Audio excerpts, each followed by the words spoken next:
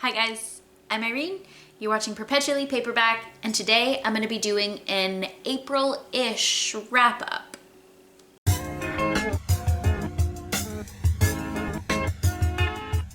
So I think this is going to be a little bit different than what you guys have seen. So I'm just going to get into it. It's been a while since I've done a wrap-up, and I've actually been reading voraciously. So I have no real way of doing a wrap-up video. That is ridiculous. It is impossible to wrap up every single book. I've read too many in between having done wrap-ups. Like, I really probably should have done something in like a mid-month, but it didn't happen. I had a really busy work month, not that it matters, but we're moving on. This is gonna be a little bit chaotic, but we're gonna get through it. So, let me just start. So, I think the last time I did a wrap-up was the end of February. And so I'm just going to go in the order that I read them, and I'll tell you a little bit about them. I'm going to be doing a little bit longer videos on some of them. Some were good, some were bad. I'll give you my quick thoughts, and then stay tuned for upcoming videos. You're going to see them come up where I'll be doing longer form discussions. Some of them have already come out. You may have seen certain book reviews come out on certain books that I really liked that I've read in the recent past. The thing that I read longest to go in this wrap-up is we're going to start with Exciting Times by Dolan.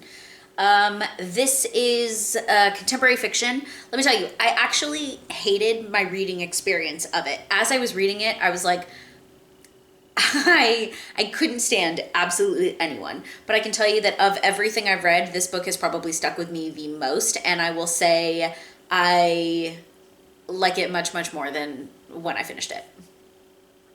I think I've also decided I'm going to not give any star reviews because they're super arbitrary. Like, I hated that book when I read it. I don't even really entirely know why I finished it because I was disliking my reading experience so much. And then I ended up actually, I think I liked it. I think I liked it. It was like it's like one of those relationships that you're like super fast, like whirlwind kind of thing where you're like, that was a fucking nightmare. But, like, you kind of remember it fondly after a while. I don't know if that makes any sense. Okay. After that, I read Crying in Mart by Zauner, and this is a memoir of a girl who finds out her mother is diagnosed with cancer, and then as she goes through that and sort of coming to terms with it. I actually really liked this. It took me quite a while to read, but I actually quite enjoyed it. Next, I read The Bride. This is the first in the Laird's Fiancés series by Julie Garland. It's a Scottish historical romance. I liked it a lot when I was reading it, but I probably couldn't tell you one thing about it. Will I be reading it again? More than likely. You know what I really like about Julie Garwood? She has really fantastic writing in between her protagonist, her male leads. Her banter is fantastic. The romance is okay. It's never bad, but I've found that that's not why I'm reading her books. After that, I read a bunch of Lauren Smith. She had the Some Kind of Rogues series. So she's got a couple of, I found them on Scribd, and they were like really short kind of novellas, which is like 2-hour listen. It's like 4 hours, something like that. This one was Tempting the Footman. Not gonna lie, felt a little sleazy. It felt like, didn't enjoy that very much. It felt like someone was being taken advantage of in a way that I didn't feel romantic. Next, I read The Darkness by Ragnar Johansson. I really like, I read a lot of, ever since The Girl with the Dragon Tattoo, I try to look for a lot of Swedish set thrillers or Nordic thrillers. The ending of this one was fantastic. Apparently it's a series, and I'm not gonna lie, I don't know how they're gonna continue the series based on that ending, but the book itself, I thought it was okay. But the ending, did not see that coming. After that, I read 7 Years to Sin by Sylvia Day.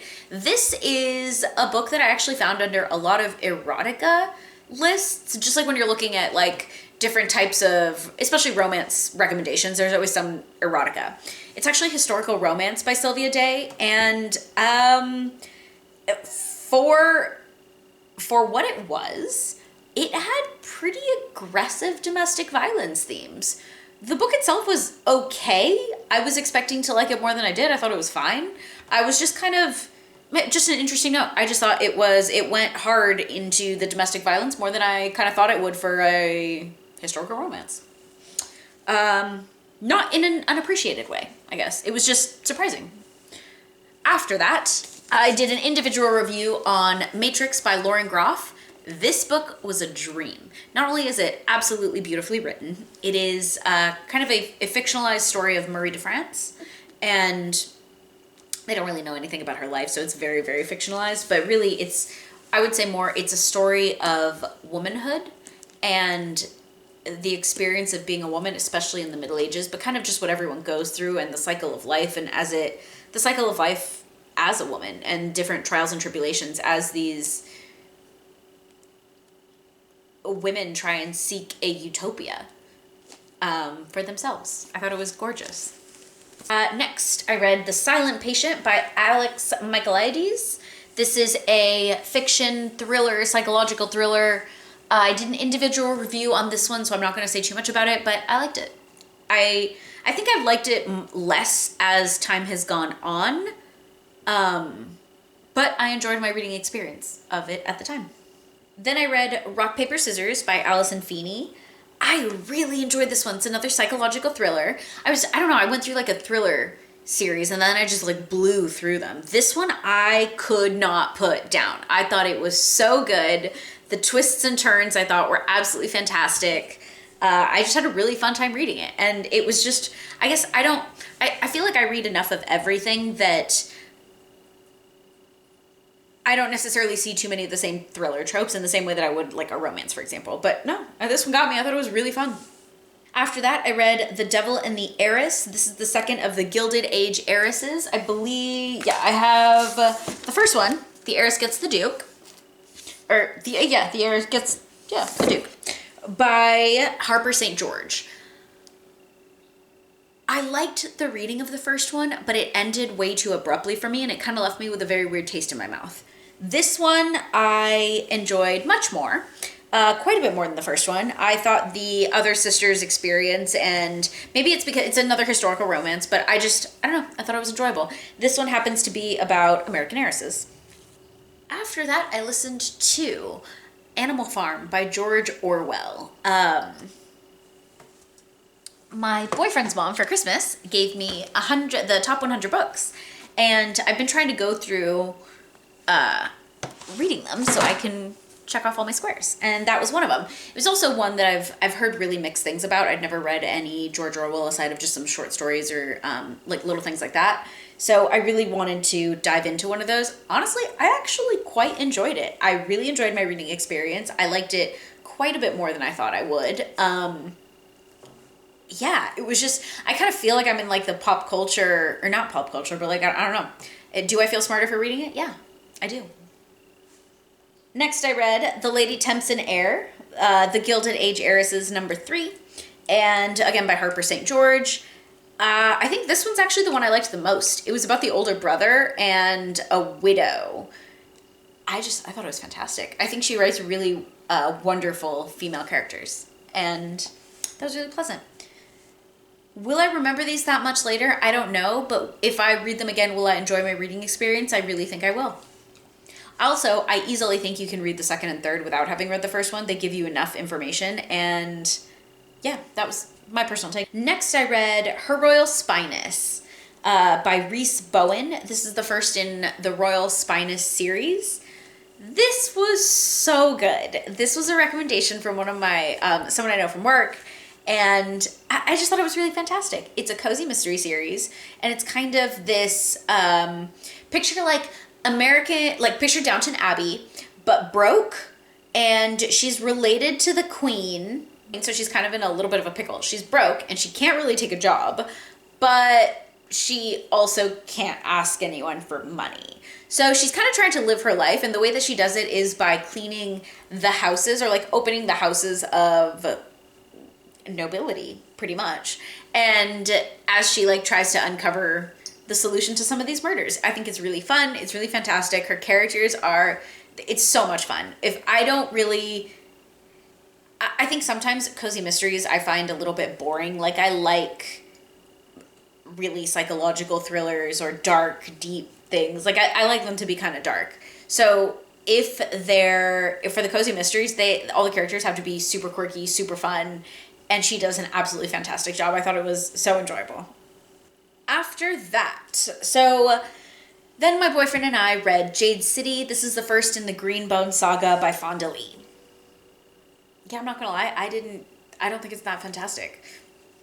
I'm gonna not say too much about that because I'm going to do an unpopular opinions video where I shit on a lot of these that people really, really love. So we'll see how that goes. Next I read Sylvester by Georgette Heir. I heard so I have this book reading log that one of her books was on, and I ended up having to read it or I read it because it was available in script. I didn't realize at the time that it was narrated by Richard Armitage, and I was so 100% sold. So I then proceeded to find everything that Richard Armitage has narrated, and this was one of them. I liked it. I thought it was really nice. I think her stories are very Pride and Prejudice-esque. They're very slow burn, and there is nothing remotely spicy. So if you're into that, I super recommend them. I thought, honestly, she might be one of my favorite romance authors. I think she's really wonderful, and the stories are they're just really gorgeous, and they paint really beautiful scenes of idyllic life, if you will. After that, I read Somebody's Daughter by Ashley C. Ford. This is another memoir. I've been hitting the memoirs really hard lately. But anyway, this is about a girl who is coming of age while her father is incarcerated. That's kind of how the back pitches it to you. And it's not necessarily not about that, but also it's not about that. It wasn't bad. I enjoyed my reading experience. It was also, like a quick 180 pages or something like that. So it also wasn't a huge time suck, I should say. I think this suffered from being pitched in the wrong way. It leads you to believe that it's going to be a lot more about her dealing with her father being in prison, but it's really so much. She really talks about her experience and really kind of leaves that alone. Not that there's anything wrong or right about that. It just was kind of sold in a way that wasn't fully accurate, I think. Or just leads you to believe it's going to be about something else. Next I read Harsh Times by Mario Vargas Llosa, translated by Adrián Nathan West. But this is essentially kind of the story of Central American dictators, specifically focusing on the Dominican Republic. I think this is incredibly interesting to me. The only thing I struggled with this is kind of trying to figure out exactly what was narrative and what was something that took place in true life, or not true life, real life. It deals with the United Fruit Company, dictators of most if not all of the Central American companies, and this to me obviously hits close to home, being Nicaraguan of descent. So I thought it was interesting. Went on a bit longer than I would have liked, if I'm being honest, but ultimately I enjoyed it. Next I read The Switch by Beth O'Leary. I went into this one thinking it was a completely different book. So for some reason I thought this was like the Flat Share. I think in my mind it was the Flat Share. I don't know why. I think it's actually the same author as the Flat Share. It might be, I'm not positive. But this is essentially the story of a girl who switches houses with her grandmother for about 6 weeks, something like that, 6 to 8 weeks, where they kind of choose to completely swap each other's lives. So the younger girl abandons all her technology and goes to live in the country where she deals with all the responsibilities of her grandmother. Her grandmother goes to London, where she basically takes on this dating persona and kind of a big city life. So they experience life in each other's shoes. It's cute. It's quaint. I thought it was cute. Okay, next I read It Ends With Us by Colleen Hoover. I am going to say little to nothing about this because this is going to be in my unpopular opinion one. Did I like it? No. Stay tuned.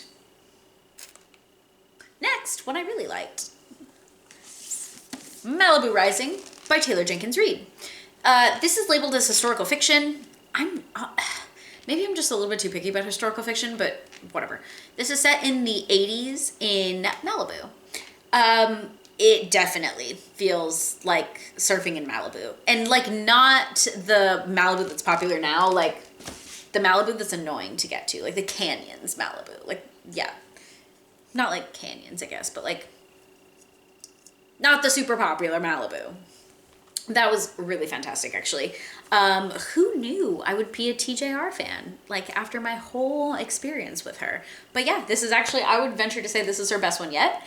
I enjoyed it the most. It's about all of the Riva kids. This is one where she focuses on, well, I guess Daisy Jones, she does focus on a bunch of characters, but not really. That's mostly about Billy and Daisy, so not really. This is really focused on all the Riva children, and it's told in a 24-hour time span where all of the chapters are 1 hour of the day intermixed with flashbacks so that we understand different pieces of each of the characters' lives. I loved it. I read it super quickly, couldn't put it down. I have nothing but fantastic things to say about it. Apparently, though, the internet does not feel that way. The internet thought it was, or I don't know, maybe just YouTube, thought it was kind of mediocre, but I loved it. I think this is going to be an unpopular opinion as well, but then I read Corrupt by Penelope Douglas. How can I describe this book? Arguably one of the best sex scenes I've ever read. Zero substance anywhere else. That's as much as I'm going to say about that. Next, I read, okay, so I really, really, really dislike reading series out of order, but sometimes you mess up. So that is what I did here. I get a lot of my books or certain audiobooks from Chirp. If you haven't heard about it, this is not a sponsored video. I just really like them. But anyway, Chirp is a service where you can sign up for emails, but they have a website, so they have discounts on audiobooks is what they are. And I ended up getting I usually kind of stick to like the $1.99 kind of range. But I ended up getting Jennifer Ashley's Death at Kew Gardens. Jennifer Ashley is actually a historical romance writer. She wrote a book that I've been really interested in checking out, just haven't gotten the chance to. So when I saw her come up, I sprung at the chance. Turns out this is actually a cozy mystery series that follows Kat Holloway, who is a cook in a Victorian kitchen. She has different friends that help her along her journeys. Obviously, it's a cozy mystery, so there's a murder in each of them. Completely read it out of order, but it doesn't matter. I absolutely adored the series and read every single book in it. So that is essentially the last of, almost the last series I can update you on. I'm going to do a separate video where I'm actually going to talk about every single one of those books. There's 6 out so far, with 5 out so far, and then the 6th coming out this year. I think it's like that. But anyway, I digress. I will talk about that more later. The last book I'm going to talk about is Jade War. This is the second one in the Greenbone Saga trilogy. Trilogy? Yeah, by Fonda Lee. I liked this more than the first one. That's kind of all I can say about that. I will be talking about some of these a lot more. So, that is where I stand with everything. Yeah, I'm going to be doing different updates where I can kind of talk about more of what I really liked, or stay tuned for that unpopular opinion video. There was a lot that I disliked about some of those, and they're really beloved online in a way that I just fully don't understand. But yeah, thanks for being here today. I'm going to be doing wrap-ups a little bit more frequently if they're going to be any kind of length like this. Yeah. Let me know if you want to know more about any of these books in particular, and I'll make sure to do an individual video on those books if I have not done so already. Anyway, thanks for being here, guys. See you guys next time. Bye.